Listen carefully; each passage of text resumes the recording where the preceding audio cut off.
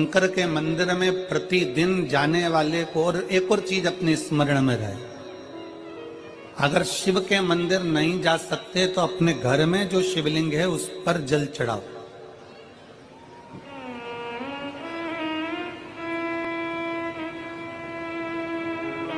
और यदि आप अपने शंकर के घर में शिवलिंग पर भी जल नहीं चढ़ा पा रहे हो तो किसी बेलपत्री का वृक्ष हो, उस वृक्ष के नीचे भी जल चढ़ाओ।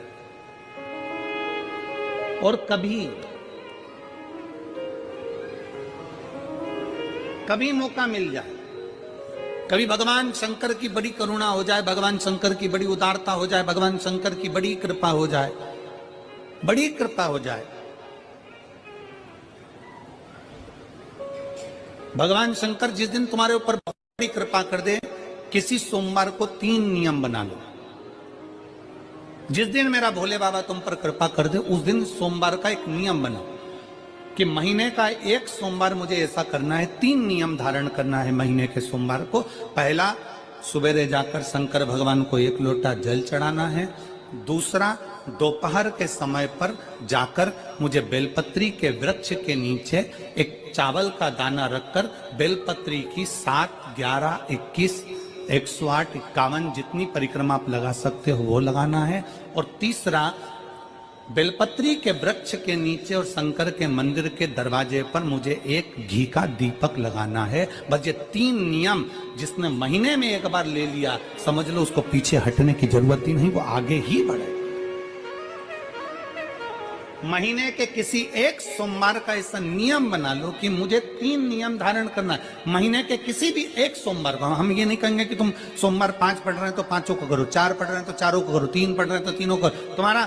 तुम तो महीने का एक सोमवार का नियम बना। और मेरी जीजियों से, मेरी बेटियों से जो विदेश में रह रही हैं, जो कहीं बाहर रह रही हैं, कहीं बड़े शहर में रह रही हैं, जो रोज मंदिर नहीं जा सकते, हर किसी महीने के एक सोमवार को भी ये नियम निर्धारण कर सकते, तो उनसे कहेंगे कि 3 महीने में एक सोमवार का नियम बना लो। 3 महीने में नहीं बना सकते तो 6 महीने में एक सोमवार का नियम बना लो। और 6 महीने में नहीं बना सकते तो 1 साल में एक सोमवार का ऐसा नियम बना लो कि मैं साल का एक सोमवार ऐसा रहूंगी कि सुबह सोमवार के दिन मंदिर में जाकर जल चढ़ाऊंगी, दोपहर में जाकर बाबा को एक अक्षत का दाना रखकर, अक्षत का मतलब है कि बाबा मेरी दिनों दिन उन्नति करना। बेलपत्री के वृक्ष के नीचे जो अक्षत रखा जाता है वो उन्नति के लिए रखा जाता है। शंकर के शिवलिंग पर जो अक्षत रखा जाता है वो रोग मुक्ति के लिए रखा जाता है। अशोक सुंदरी पर जो अक्षत रखा जाता है वो संतान प्राप्ति के लिए रखा जाता है। षडानंद कार्तिकेय की ओर जो अक्षत रखा जाता है वो हमारे बच्चों की सुख समृद्धि के लिए रखा जाता है। विनायक की ओर,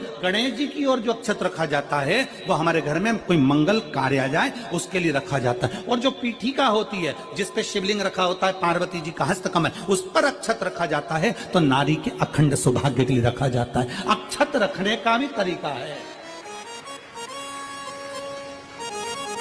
एक चावल का दाना कहाँ रखा जाता है, क्यों रखा जाता है, कैसे रखा। अब कई लोग कहते हैं गुरुजी ये शिव महापुराण में आप ये नियम बताते हो, तरीका बताते हो। हम तो उनसे कहेंगे डॉक्टर के पास जाओगे तो डॉक्टर भी गोली लिखकर ये नहीं कह देगा कि ये सारी गोली एक साथ खा जा। डॉक्टर भी कहेगा ये गोली सुबह खाना है, ये गोली शाम को खाना है, ये गोली दोपहर में खाना, ये गोली भूखे रहकर खाना। बोलो सही है कि गलत है? ये रात्रि को खाना खाने के बाद खा लेना, ये खाना खाने के पहले, ये नाश्ते के पहले। और सुनो, ये दवाई, ये वाली पीछे वाली जो दवाई लो ना इसको दूध से लेना, ये वाली जो दवाई लो ना इसको पानी से लेना। और सुनो, ये डब्बी है इसको पानी में मिलाकर फिर पीना।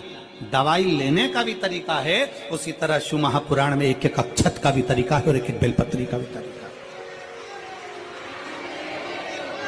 अब मान लो कई लोग कहते हैं गुरुजी आप ये तरीका बताते हो शिव पुराण के माध्यम से, कई लोगों के मन में संशय जागता है, तो अगर हम एक साथ चावल चढ़ा दे तो उसका क्या तरीका है? तो हमारा निवेदन है डॉक्टर जो दवाई ले एक ही बार में निपटा जाए, एक ही बार में खा ले। दवाई एक बार में पूरी खा गए असर नहीं करेगी, इसमें डॉक्टर का कोई दोष नहीं है। उसने तो बताया था ऐसे लेना, ऐसे लेना। और तुमने मैं डॉक्टर साहब ने पूछा दवाई पूरी ली, शाम की दवाई भूल गई थी, सवेरे की दवाई भूल गई थी, ये दवाई भूल गई थी। डॉक्टर कहेगा हमने तो नियम बताया तब तुमने नहीं खाई, तो असर कहां से करेगी? तुम असर कब करती है? जब हम पूजन के तरीके को जान जाएं, जब हम अर्चना के तरीके को जाएं।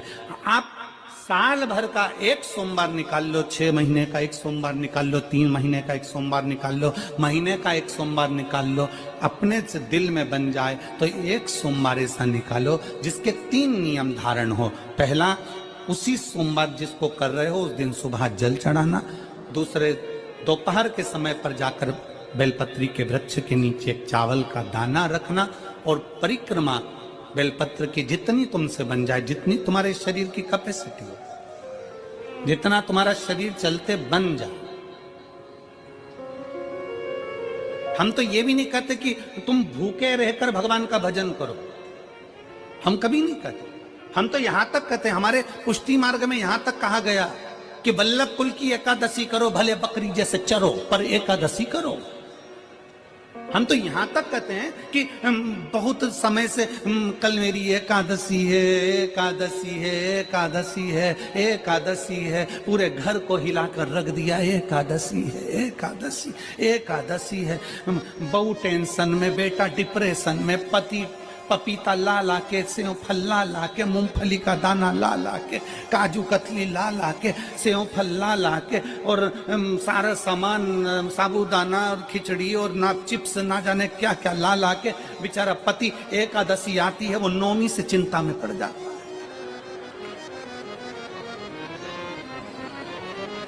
हम तो ये भी नहीं कहते कि तुम व्रत बहुत भारी करो, तुम व्रत उपास भी बहुत बहुत टेंशन वाला करो, ना ना ना।